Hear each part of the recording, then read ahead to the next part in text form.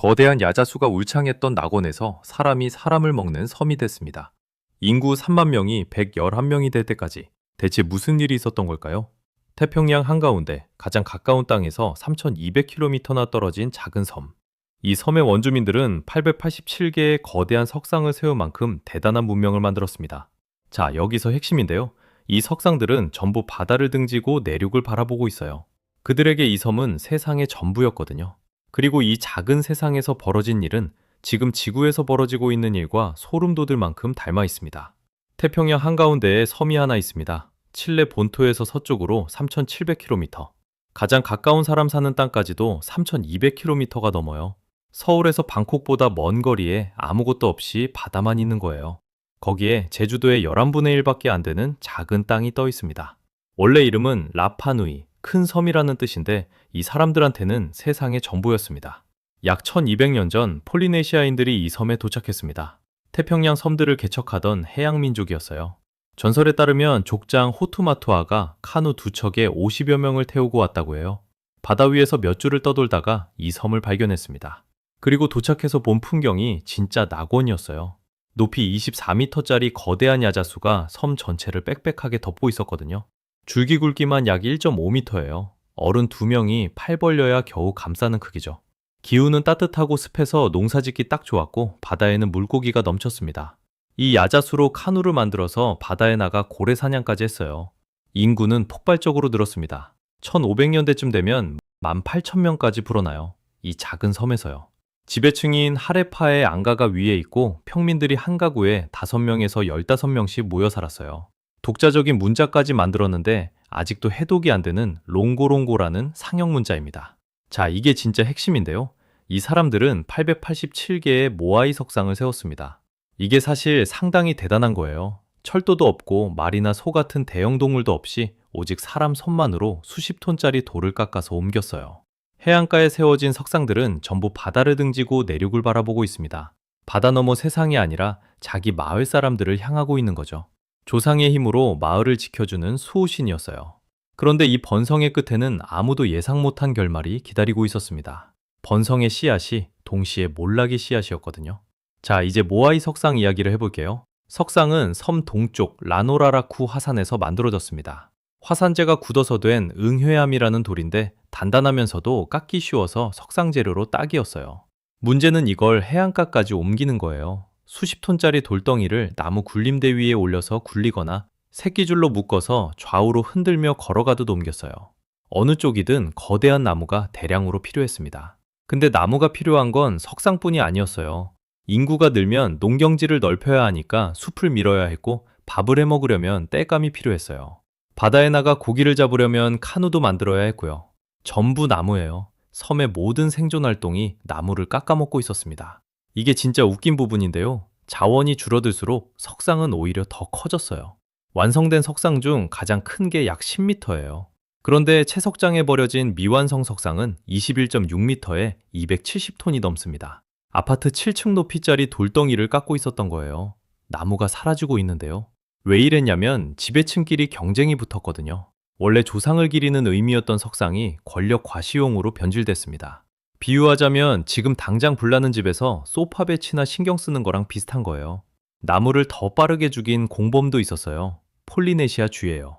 처음에 사람들 카누에 딸려온 건데 천적이 없으니까 미친 듯이 번식해서 최대 300만 마리까지 불어났습니다. 이 쥐들이 야자수 씨앗을 닥치는 대로 갉아먹었거든요.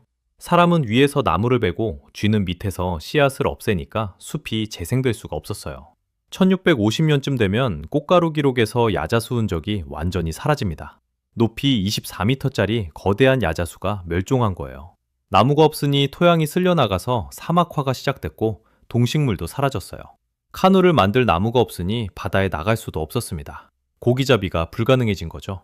이스터 섬을 연구하는 고고학자가 이 섬 역사를 공부할수록 모아이 석상이 증오스러워진다고 했는데 마지막 나무가 베어지는 그 순간에도 석상은 만들어지고 있었으니까요. 자, 여기서 핵심인데요. 2024년에 나온 유전자 연구가 재밌는 사실을 하나 밝혀냈습니다. 유럽인이 오기 전까지 인구가 급격히 줄었다는 증거가 없었던 거예요.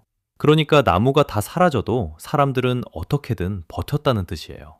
진짜 붕괴는 하나가 아니라 여러 원인이 겹쳐서 온 거였습니다.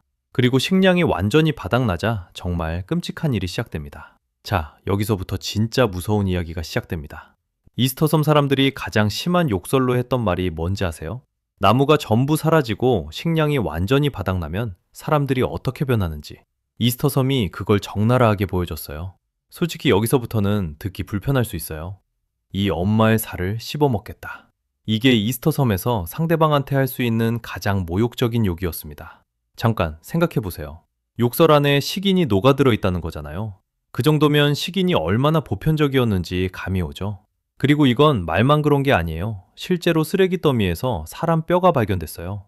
생선뼈 옆에 사람 뼈가 같이 버려져 있었다는 거예요. 음식물 쓰레기랑 섞여서요.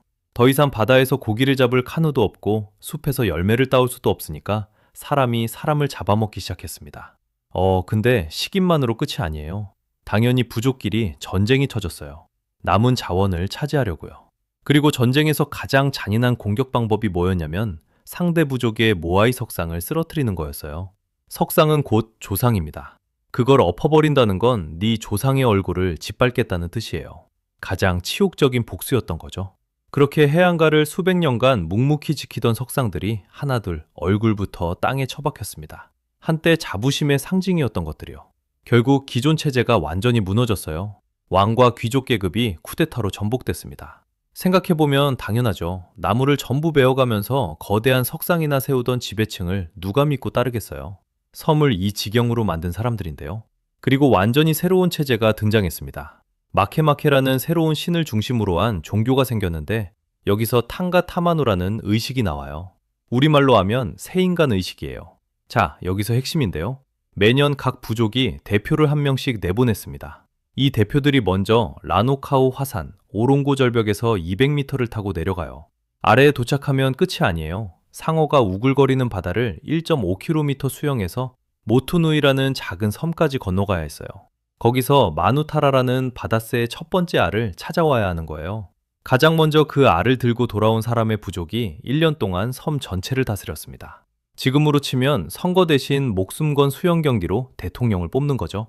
절벽에서 떨어져 죽는 사람, 상어한테 물려 죽는 사람, 중간에 익사하는 사람. 해마다 사람이 죽어나가는 경기로 부족의 운명을 결정했어요. 미친 짓처럼 보이죠? 근데 당시엔 이게 가장 합리적인 방법이었습니다. 전면전을 벌이면 이미 얼마 안 남은 사람들이 다 같이 죽으니까요. 이 의식은 무려 1866년까지 수백 년간 이어졌어요. 이렇게 간신히 새로운 질서를 잡아가는 듯했어요. 석상 대신 새알로, 전면전 대신 경기로. 완벽하진 않았지만 나름의 방식으로 다시 안정을 찾아가고 있었어요.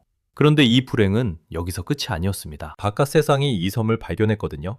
자, 여기서부터는 밖에서 온 재앙입니다. 1722년 부활절, 네덜란드 탐험가 야코프 로게벤이 이 섬을 처음 발견했습니다. 부활절에 찾았다고 이스터섬이라는 이름을 붙였는데 로게벤이 본 풍경은 낙원이 아니었어요. 나무 한 그루 없는 황량한 바위섬이었거든요. 52년 뒤인 1774년에 제임스 쿡이 왔습니다. 쿡이 세어본 남성 인구가 600에서 700명, 여성은요? 30명도 안 됐어요. 석상들은 대부분 쓰러져 있었고요. 근데 진짜 지옥은 이제부터예요. 1862년 12월, 페루 선박 8척이 이스터섬에 들이닥쳤습니다. 원주민을 닥치는 대로 잡아간 거예요. 왕도 잡아갔어요. 성직자도 잡아갔어요. 약 1,400에서 1,500명이 끌려갔는데 당시 섬 인구의 34%예요.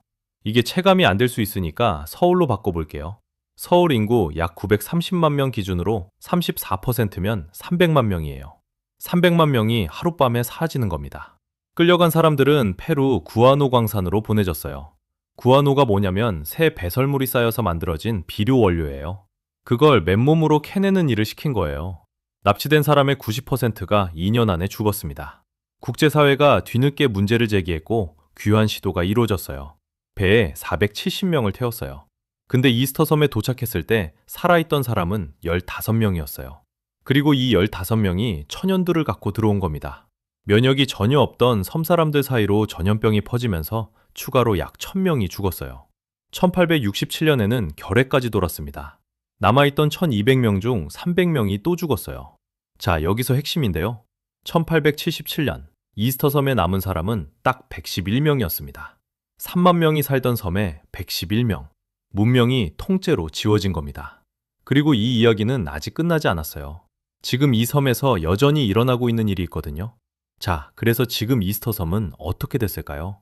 1888년에 칠릴레가 이 섬을 병합했습니다. 주인이 바뀐 거죠. 그리고 원주민 라파누이 사람들이 칠레 시민권을 공식으로 받은 건 그로부터 거의 80년이 지난 1966년이에요. 자기 땅에 살면서도 시민 취급을 못 받았던 겁니다. 2017년 기준으로 섬에 사는 사람은 약 7,750명. 그중 원주민은 대략 절반 정도예요. 근데 이 사람들이 실제로 통제할 수 있는 땅은 전체의 13%밖에 안 됩니다.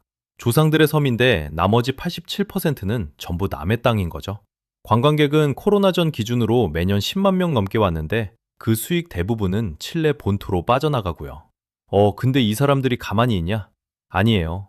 2024년에 라파누이 지도자들이 칠레 대통령한테 서한을 보냈습니다. 자치권을 달라고. 동시에 유엔 탈식민지화 위원회에도 독립안건을 제출하고 있어요. 자원을 잃고 무너졌던 사람들의 후손이 수백 년이 지난 지금도 자기 땅을 되찾으려고 싸우고 있습니다. 자, 여기서 핵심인데요. 처음에 모아이 석상이 전부 바다를 등지고 내륙을 바라보고 있다고 했잖아요. 그건 이 섬이 그들 세상의 전부였기 때문이에요. 밖에 다른 세계가 있는지도 몰랐고 도망갈 곳도 없었어요. 자원을 다 쓰고 나서야 멈췄고 외부에서 누군가 왔을 때 막을 힘이 남아있지 않았습니다. 이 이야기가 지금 우리랑 소름 돋을 만큼 닮아있지 않나요? 지구도 섬입니다. 우주 한가운데 떠있는 작은 섬. 밖으로 도망갈 곳은 없어요. 그런데 우리도 마지막 나무가 베어지는 속도를 늦추는 것보다 더 크고 더 화려한 걸 만드는 데 바쁘잖아요. 마치 숲이 사라지는 걸 보면서도 석상을 세우던 그 사람들처럼요. 이스터 섬 사람들은 몰랐을 수도 있어요. 마지막 나무를 벨 때 그게 진짜 마지막인 줄 몰랐을 수도 있어요. 하지만 우리는 알잖아요. 알면서도 멈추지 못하고 있는 겁니다. 이 이야기 어땠는지 댓글로 알려주세요.